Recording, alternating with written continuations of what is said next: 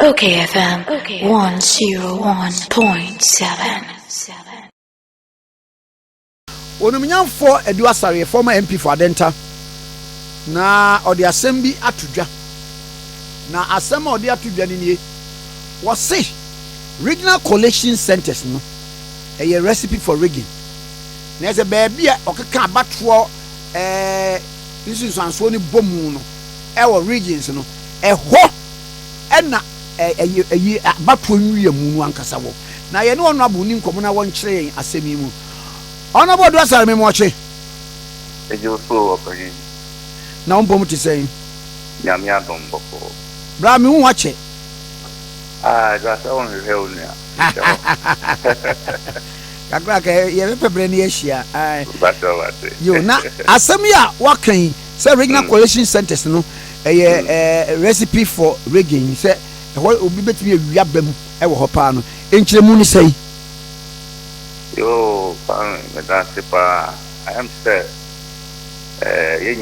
from 1992 deba since I started for republic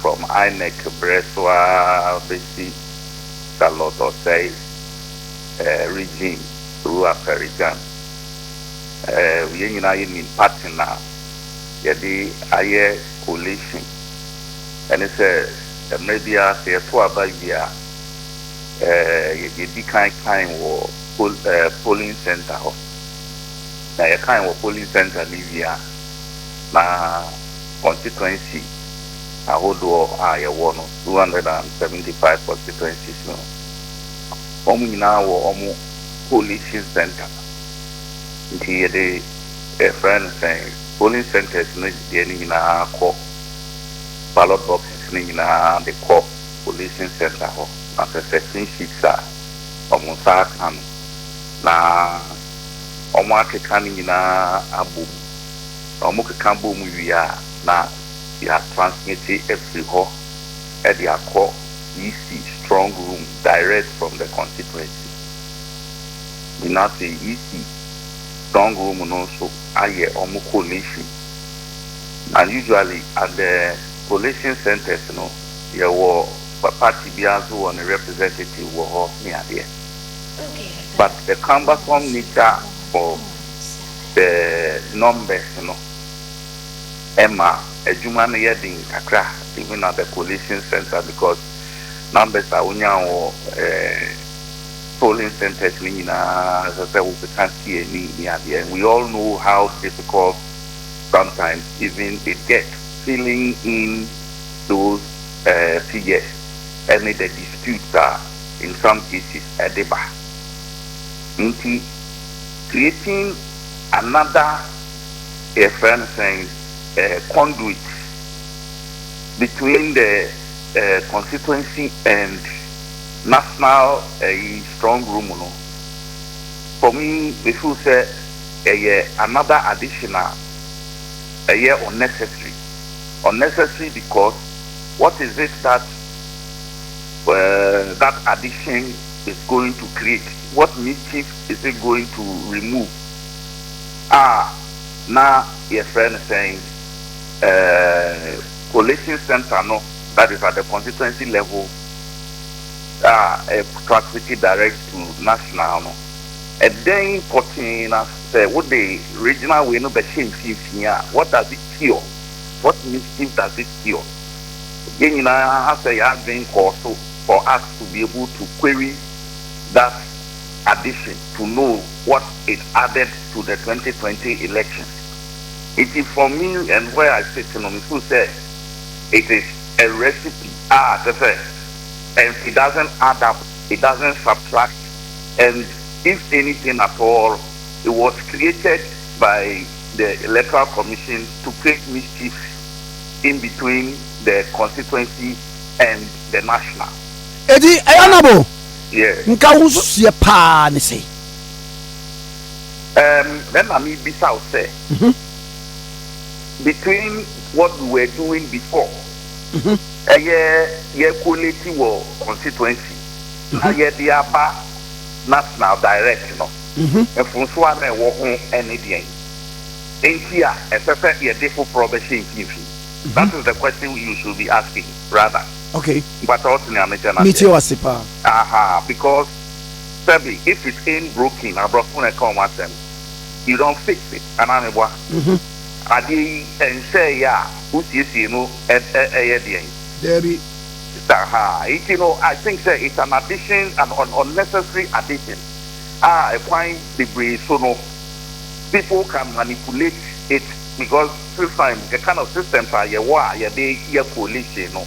Ubekaya 2016, EC and Kasa strong room crano, a dubedina omo resource enko. But Ubekaya. Mekaipa. Resource in Timin. Why would you create another conduit in between to make it more complicated in case there is any challenge like that? We don't hope so, though. But the challenge between Basa Biomwa, it's not going to complicate issues. And it's only a recipe for rigging. From where I sit, that is all that I see. Because, like we have always. No rigging, why not rigging?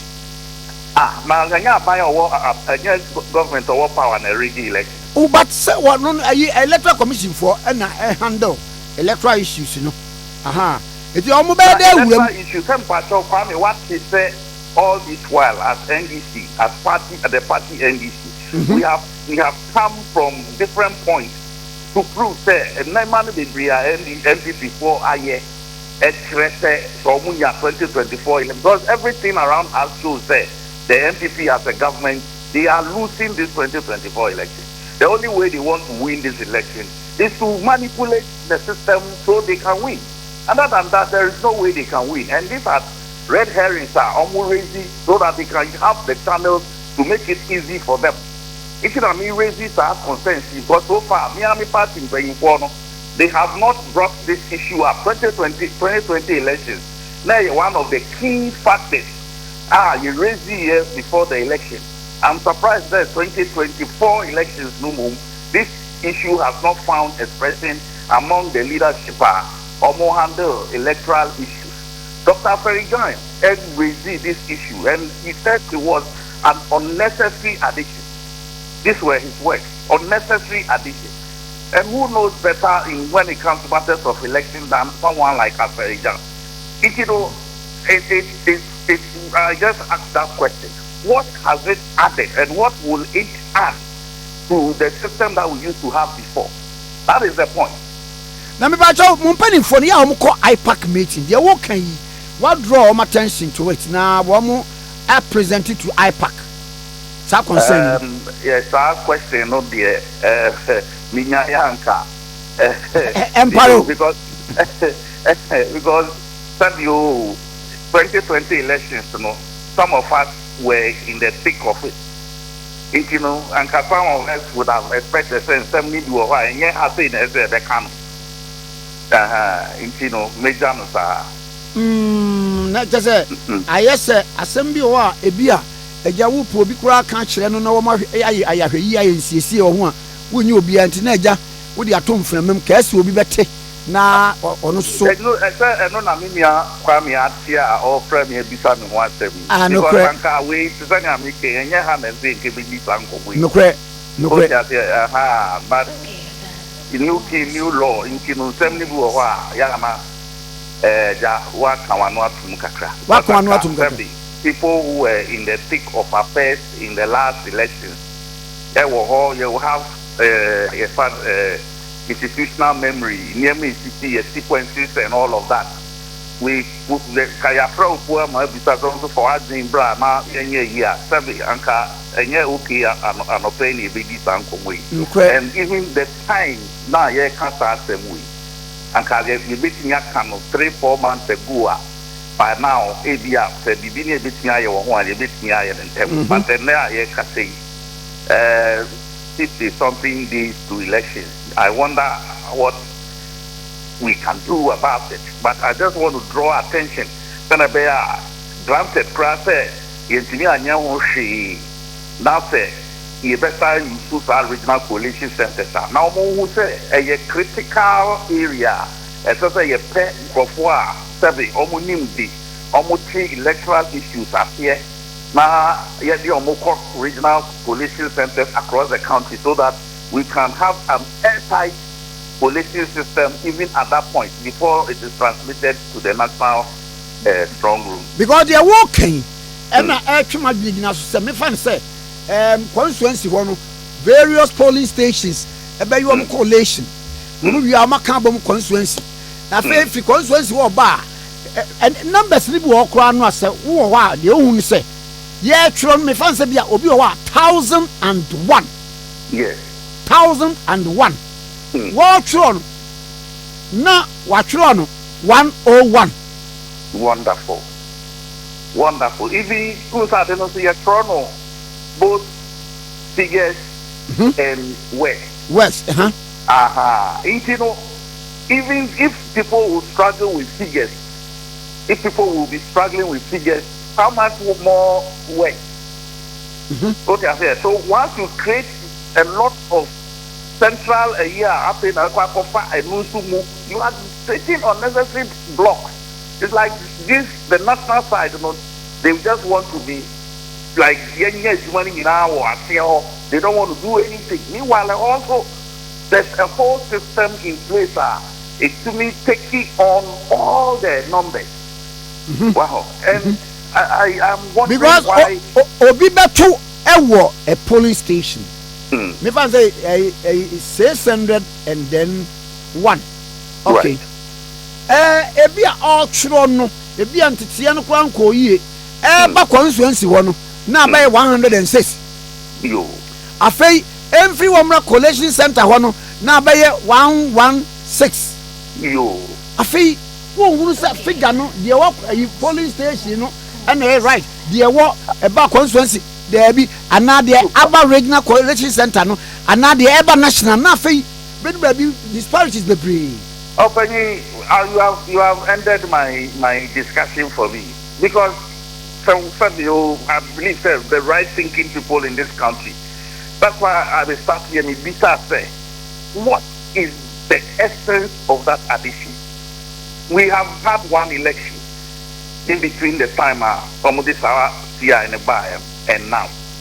And then time regional coalition, and the car election to 2021 before 2020 election, now anyone, now it's be touching. That is the question we all have to ask. If it ain't broken, you don't fix. Did you mean who the need for this whole thing? But those are the hem of affairs. So they walking, they see nothing wrong with it. And seeing nothing wrong with it doesn't mean there is not wrong. It is just a perspective. Doesn't mean saying you're wrong. Do you understand? Doesn't mean saying you're wrong. What you know fine? What the year pepe. Now I was sorry say me san kofa bibia be na ama me ma slow down. Adian ka obeti ya no direct na wetin you in maybe 24 hours. Now the bibia be same thing na no be ma I delay another 24 hours. Doesn't make sense. No. It doesn't. It's meaning who they are listening. And I think that my party has been silent about this thing and I'm worried. I am worried. And from the other day when you man of Mati. I am worried because the issue study, like I said, as a region of all people, raise this issue and describe it as an unnecessary addition. Unnecessary addition. As I said, electoral commission, nobody better what this whole thing is being to this election. What does it add? How does it make the whole election effective? If we start to waste money and waste time. Na honorable mo muni dex election be dex bia mo bring was about to more experience you can channel these concerns alcohol. Okay, and I make cartel say we were the immediate part leadership of the party. New leadership Abba take you over. It's running everything. Okay. Me sorry and my directives. Munyani say, as if they don't have a mind of their own. I can't. Suggestion I make. But then, me wo we nanka obi afrebi. So, mona na mo ho ansa ye ba. E pese yisia mo. Na mo so mo adwen kakra mo wo edify the last election no ho no. Mo ne ye chance na mo cheche one or two things. Na so ye hu ba bi e be pega ne ma free e dia for ye ni. Anka nya sa ne ye no. Inti no no na en happen ye inti na agoba say yes to ye di ye baby amana ka so that young could try baby man that thing the baby an ko ye ya na akoye say ye nyina ye di share ye ho na ye nim bibi na yanka we will find another conduit and another platform to put out our ideas.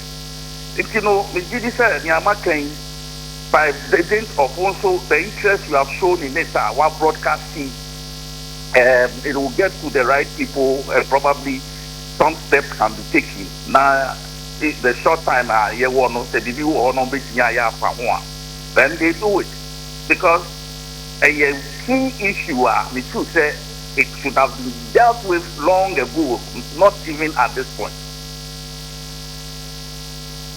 Young Shay, let's hope for the best. Wadaruma. That's it. Best that's it. Bra Mary, why? That's it. Honorable Edu Asare, former MP for Adentan, and the nation common. Okay, 101.7.